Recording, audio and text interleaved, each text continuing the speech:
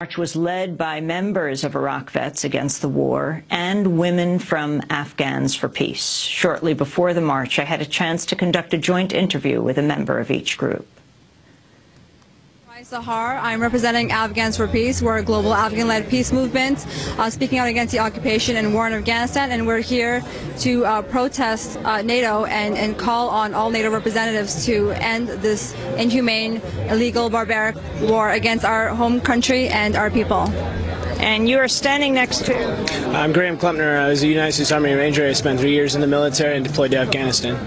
When were you in Afghanistan? In 2005, 2006.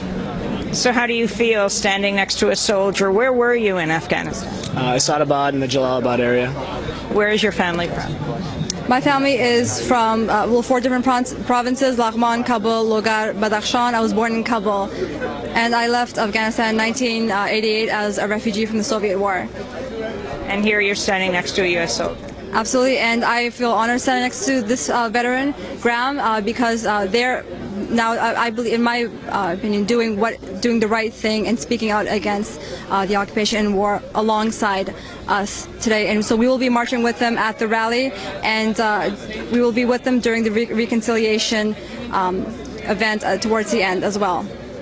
As we speak here, right near the NATO summit, Amnesty International is holding what they're calling an alternative summit, but Madeleine Albright is addressing them. And they have these ads up now that basically congratulate NATO and talk about continue the progress with women in Afghanistan. What is your response to that? No, I think that's an absolute ridiculous joke. They are not there to liberate Afghanistan's women. You cannot liberate women through occupation, through war, through violence, through bombs, through tanks, through weapons. That's not how you do it. And it's quite offensive to me as an Afghan woman standing here before you. How do you do it? They need to be empowered. We need to refocus our priorities on their basic human needs: education, health care. Well, education and healthcare would be the top two, and also we need to focus on reconciliation efforts and reparations as well. When did you sign up for the military? I signed up after 9/11 in the summer of 2003. And when did your views start changing about what you were doing in Afghanistan? Well, it was during the deployment. I mean, we saw that what we were seeing on television when we sit in the chow hall about the war was much different from the reality on the ground. And we were taking casualties on a weekly basis, and we were seeing other units do the same. We could also see that when we entered a home, even if there wasn't a terrorist there before, there was when we left. And we were radicalizing the entire population just by our presence. You're wearing a medal. What is the medal for? This is the Global War on Terrorism medal. Anybody who serves post 9/11 in the United States military serves in the global war on an adjective. What are you doing with it today? I'm going to be turning it back into the generals at NATO to demonstrate that I reject the medal, I reject what it means, and I reject any affiliation with this war. Why?